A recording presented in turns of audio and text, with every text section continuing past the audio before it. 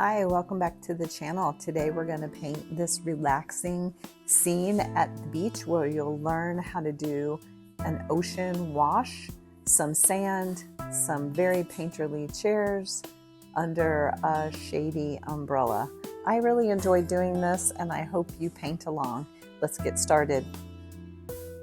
To start, I've done a little bit of prep. I did a pretty loose sketch here, just showing the basic shapes and the proportions that I wanted. I was very careful not to add a lot of details to the chair. I don't want to get hung up on that while I'm painting. I want this to be in our usual very loose painterly style. So I've also paid attention to place. I've modified the reference photo, cropped in to make it what I feel is a little more interesting, and that's by placing the umbrella in the third, following the rules of third composition, a third to the left and the horizon line being a third down, so that we have kind of this spot that kind of calls attention. So I'll have some interest in the photo, and then the bottom third kind of captures the seating area, and the rest is just going to kind of float off. To start our wash, I've already, following the horizon line and the end of the water line, I've wet the paper to that spot. And I'm going to be mindful when I paint to leave a gap that will end up being the waves at the shoreline. Okay, so what we're going to do is just paint a wash. So I'm going to use my trusty wash brush, but in a very light wash, keeping in mind that it's going to dry a lot lighter, which I tend to forget. So go a little bit darker than you think. And don't worry too much about the clouds. What we're going to do is just put a nice wash and go right over the umbrella. That's not going to be a problem. And go right over the horizon line, but then keep in mind we want this irregular kind of shape down here. So I'm just going to pull a little bit of it. And my, as you can see, my paper is up on these little stilts. So using my Rosemary & Company series brush, I'm going to go ahead and loosen up this line here, just so that I don't get this weird angular hard line.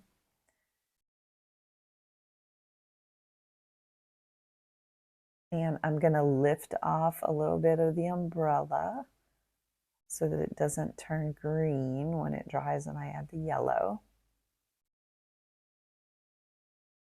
And remember, to lift off, you just take a very damp brush and you wipe off what you don't want. You kind of twist your brush, and then using a paper towel, I have a tissue here, just take off the excess pigment. And that gives us a nice thing. We can do the same for the clouds. If your brush is too wet, you will get those little blooms and cauliflowers. So I'm not going to do much of this. I just want to break up a little bit of that color. And that one's already kind of working nicely as is.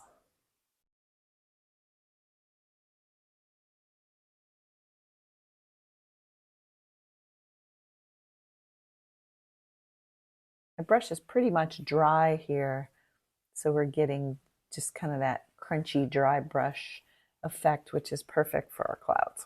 I'm going to just add a slight amount of the phthalo blue to brighten up that French ultramarine for the water. So I'm just going to go in very loosely, just capturing the very edge of where my paper was damp. And you can also, if you need a little more, if it's not spreading, which mine looks okay really, but I'll just show you, you can hit it with a little bit of a spray bottle and it will kind of creep up. So I think that's looking pretty good. Just gonna try, while this is wet, get very loosely, just kind of break up that line to show that there's waves and water. And you can even go in and just touch a few spots with some of the pigment that was left over here inside of this area, but don't do too much of it. So just a few.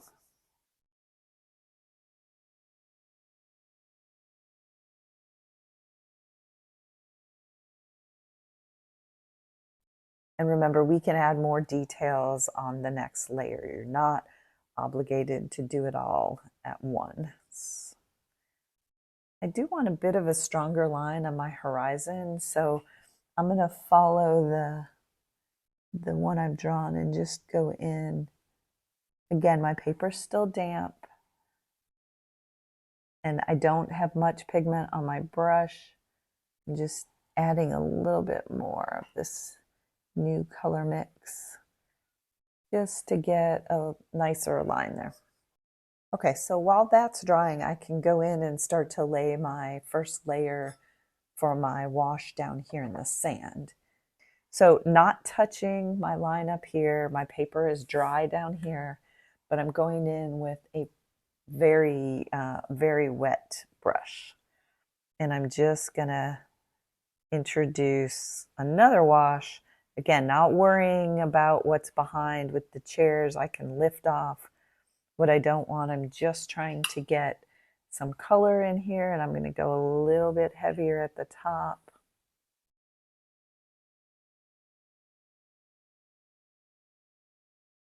And then the slope will help us by having all the paint move down. And then the same as we did with the top of this little area of the wave, I'm just going to break up some of this color just so that I don't get a hard line. And that's going to make a nice transition down.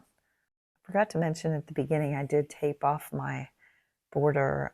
When you do that and you do a wash, you want to make sure to remove any of the excess liquid, or it can create a backwash like down in here, and that'll cause a bloom. So you just want to make sure you don't get any of that. Okay, this looks great. I think one more step is I'll just go in and lift off a little bit of this, because I do want the chairs to look white relative to the rest. This probably isn't the best brush to lift off. If you have something harder, like this is really snappy, this is a flat shader, it's great for lifting. So you can go in and it really digs in and picks up a lot of that paint we don't want.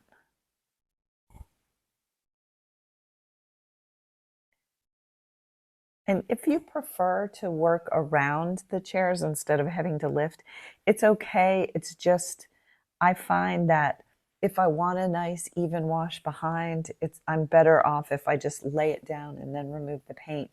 If I go in and try to do the background close to the chairs or around the chairs, then it's going to cause a lot of different gradation.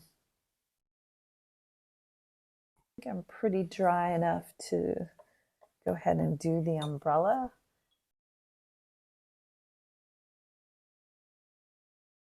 If you start to put it down and you see it's bleeding too much, just wait until your paper's drier. I'm fine here. So I'm going to use this nice bright yellow where I want that sun to hit it.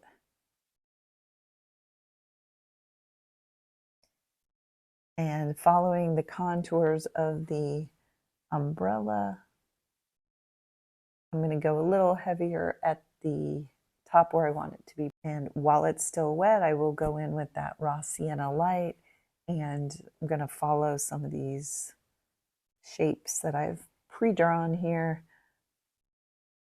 on the umbrella so that it starts to take shape.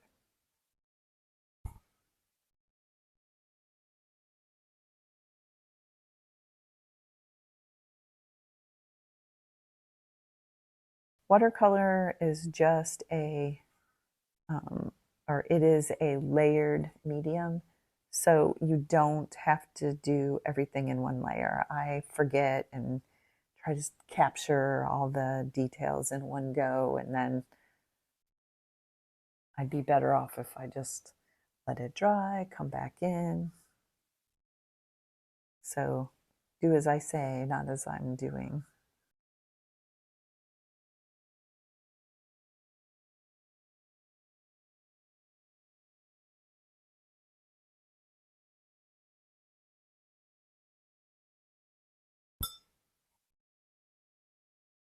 And you can use a smaller brush as you're comfortable with. In fact, I think I will go down a size to my number 2, just so I can get some of these vertical shapes, which are barely there.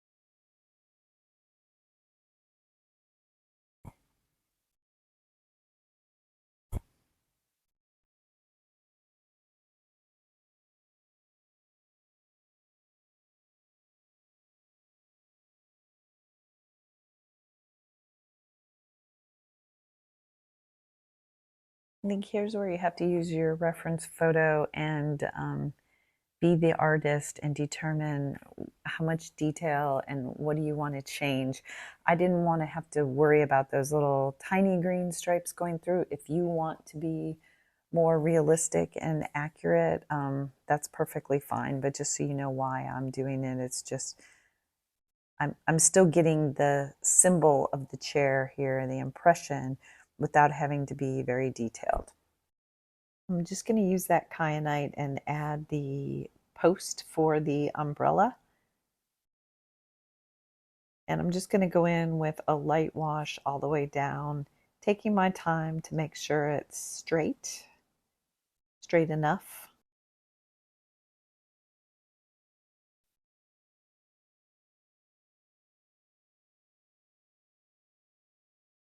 There are a couple of variations in the color where the mechanism for the umbrella is, there were a little more detail, so I'm just going to imply that by adding a little more intensity to that color. I'll do the same at the bottom and kind of start to make that transition from umbrella to sand, just so that we know they're connected. I've added a little bit of shadow color to the green to do the shadows that show the cushion through the chair. And I'm just going in very loosely and adding that, knowing that they're going to be covered with more shadow in the end.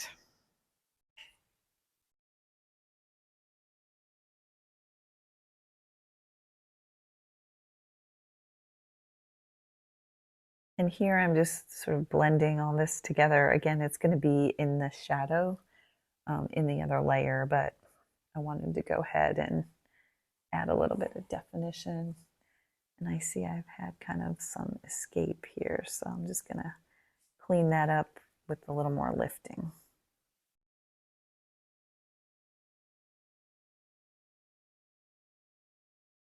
To give us that sharper line there. And here my lines on this chair are so close together. I'm not going to worry too much. I'm just going to kind of give this area a little bit of interest here. So we have the base of the chairs done, the general impression. Now what I'm going to do is I'm going to kind of flood in that shadow. And I'm just going to go ahead and start to get some of the deepest shadows in there.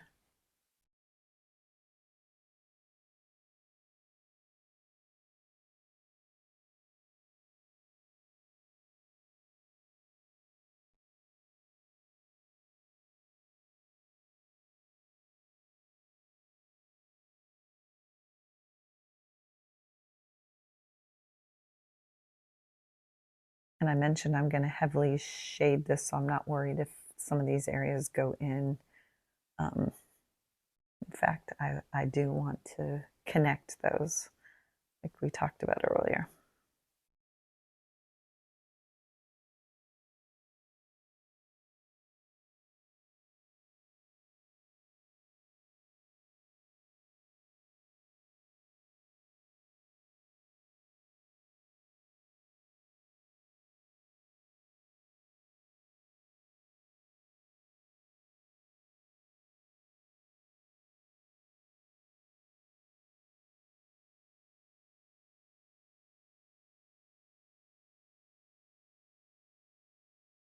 And your viewer is not dumb. They know this is shadow. I'm not going to put the table in. That's one of those decisions you get to make as the artist, as we're always talking.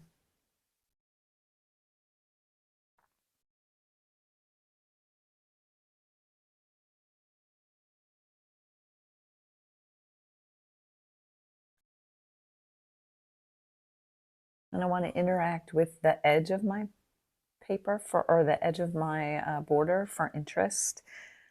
So I intentionally cropped this so that we would have that interaction. And so our light is coming from here. You can see we have a highlight here, and that's casting a shadow down here. It's very important to be aware of, where your shadows are, because that's going to add realism within the concept of very loose. So I've just added a little more of the purple just for a little bit of deeper shading, and I'm just going to go in here closer to the chair, because I know if the sun's coming in here, the umbrella is casting this shadow across.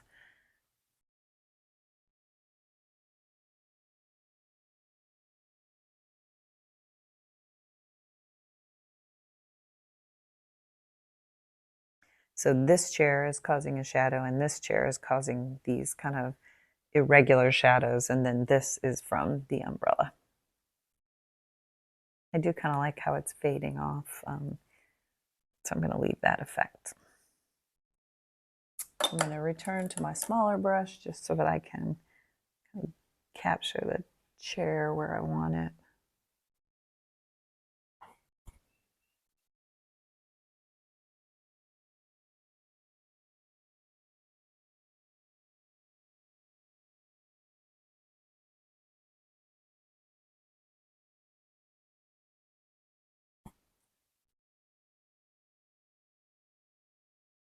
So I just have that shadow color, and I'm just trying to see in the reference photo where I have the darkest points, not points, the darkest areas. So once you've evaluated what is going to enhance your image, just go ahead and add those darkest darks.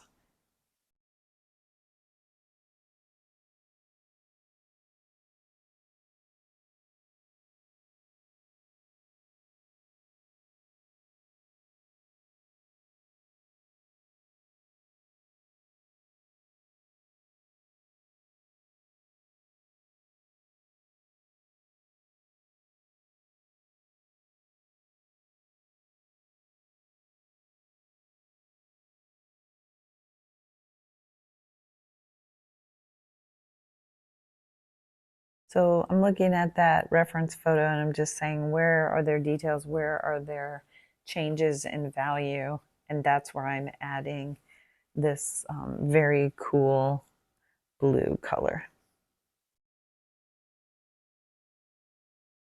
And then it will intermingle with the shadow itself.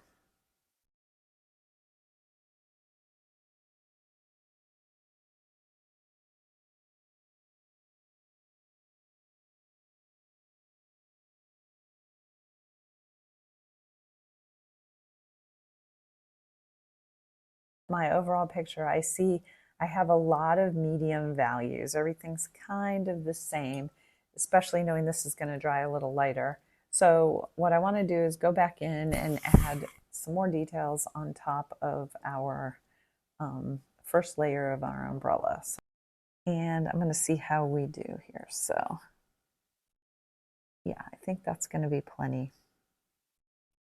So just being very brush painterly, you can see I'm holding it at the back, so I'm not very tight.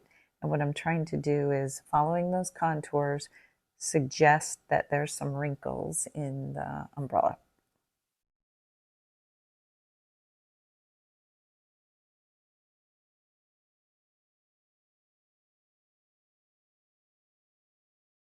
And then using the tip of it, I can go in where I need it to be a little sharper.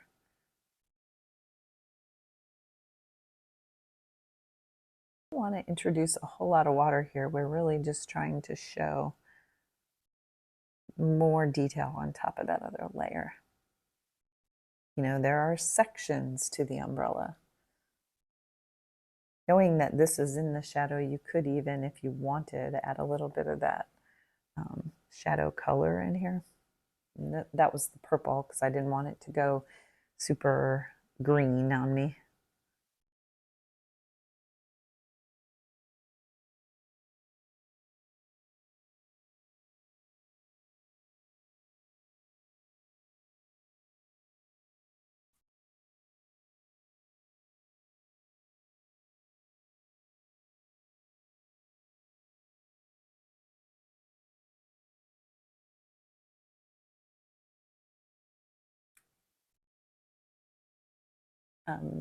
Now I just have regular water and barely any of it, but I just want to make a better blend there.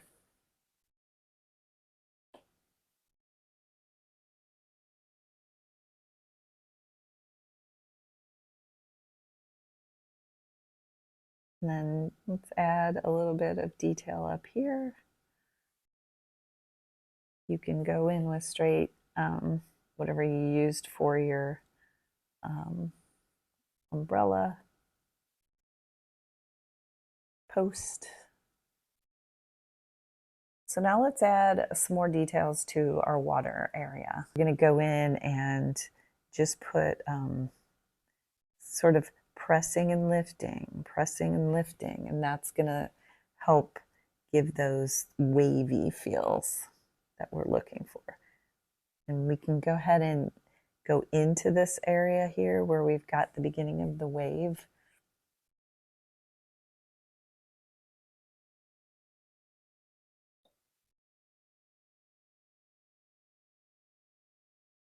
And then just be careful. We did a nice job of making sure that our water, our wave line, was undulating or not sharp.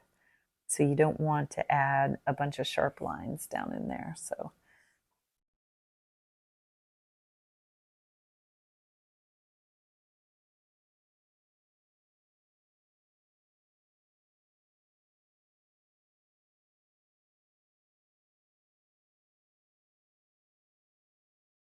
just keep them very loose and soft. And make sure to look across the umbrella. So however deep you made this, you want the side to be similar.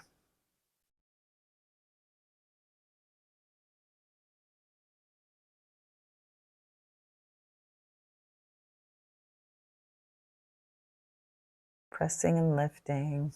You're just going to do a few most intensity of pigment. So you're just going to go in and just kiss it in a few spots and then blend in. And that'll give it yet another level of that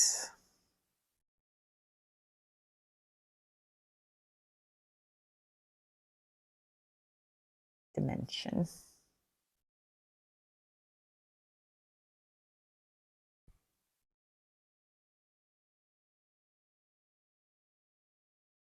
I see there's a boat in the reference photo, and again, choosing not to have to worry about that. But if you wanted, you could just hint that there's a boat back here.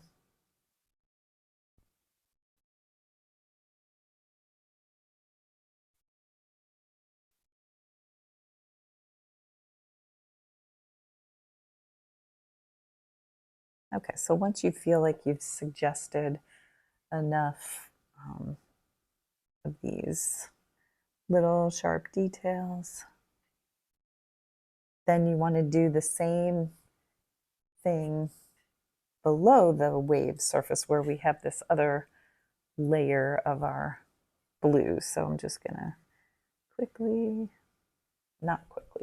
just going to carefully add a little more depth to our color down here, and that's going to make this area pop.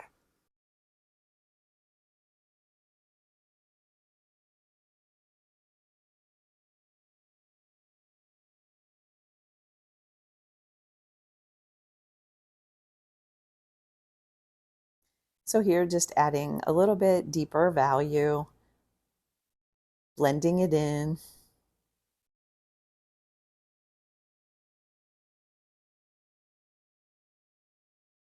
As we always do, take advantage while it's wet and let the watercolor blend and do its thing.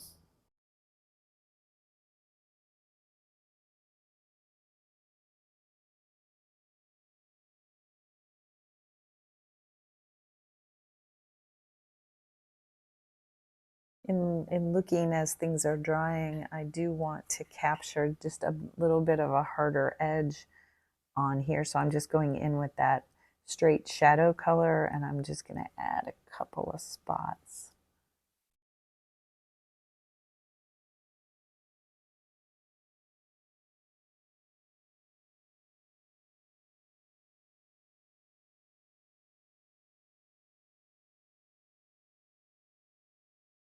Hit the bottom of these with a little bit of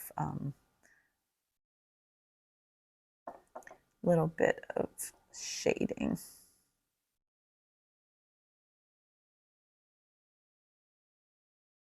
And I'll be honest, it's kind of a feel thing. You kind of use your brush and wiggle it around and decide how much you need.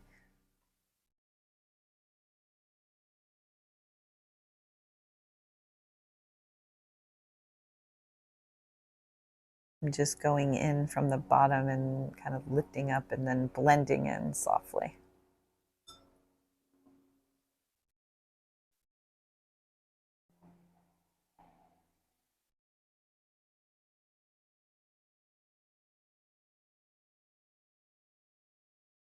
And you could do the same, just kind of throughout here. Not much though.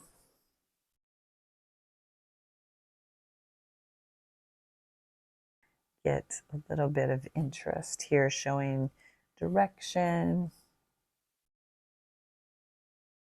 So I'm just being sweepy, and I'm just getting some of this dry brush. There's hardly any paint on my brush. So I utilize the texture of the paper to help me there. And I see there's some interaction here across the umbrella. So we're just following that for our composition.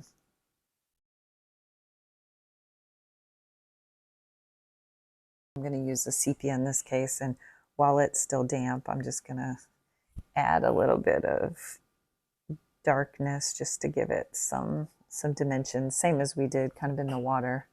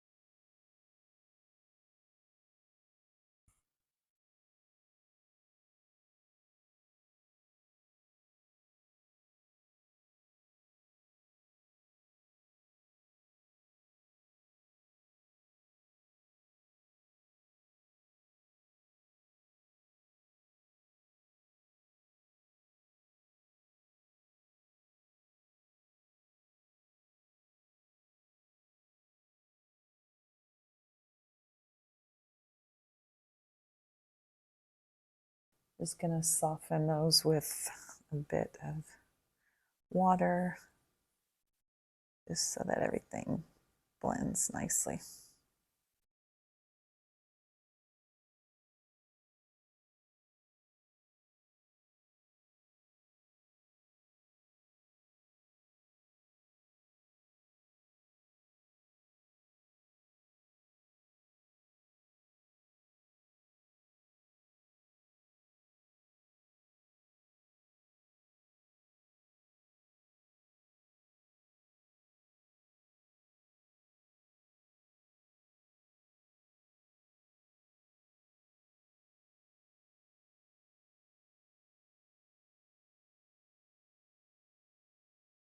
Remembering that this was our focal area, I do want to have nice attention to light and shadow up here.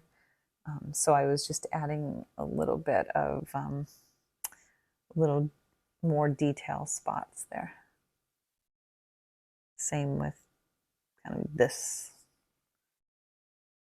because the viewer's eye is naturally going to be drawn to sharpness or where you've added a little more detail.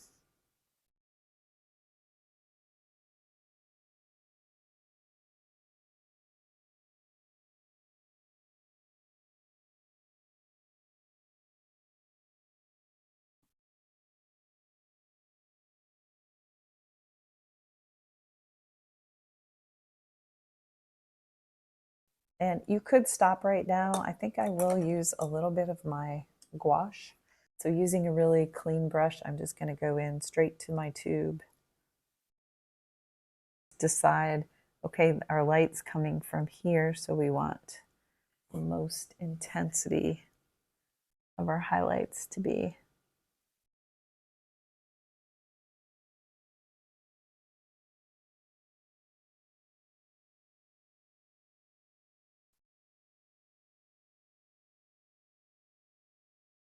on this side of the umbrella.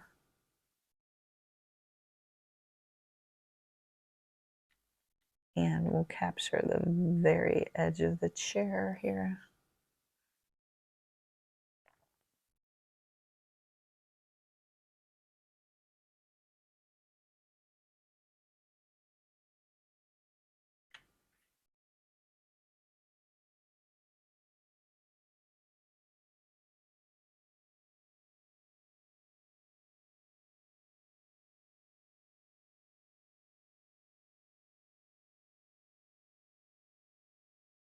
Often when you use the gouache, it kind of disappears and you have to go back in with a layer on top just so you get it opaque enough.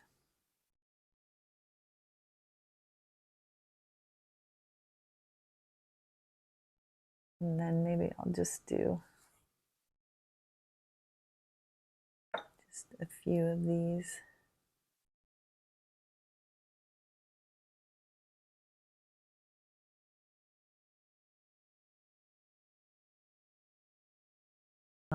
I feel like I could use here, so I'm just going to be very,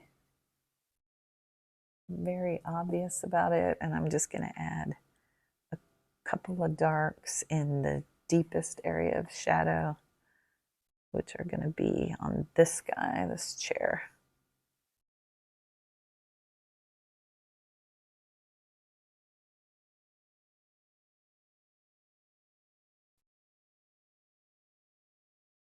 And then I can just blend that in.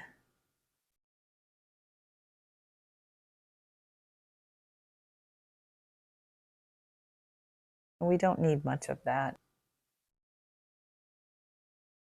Few of the very, very dark.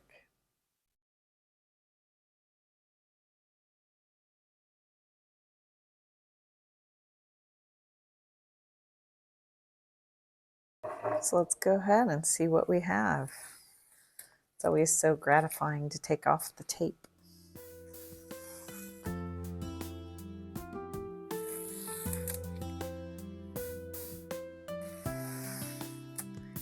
And you see the value of having something interacting with the edge, so that when you take your tape off, you get those nice edges. So I hope you enjoyed this, and of course I always appreciate you showing up.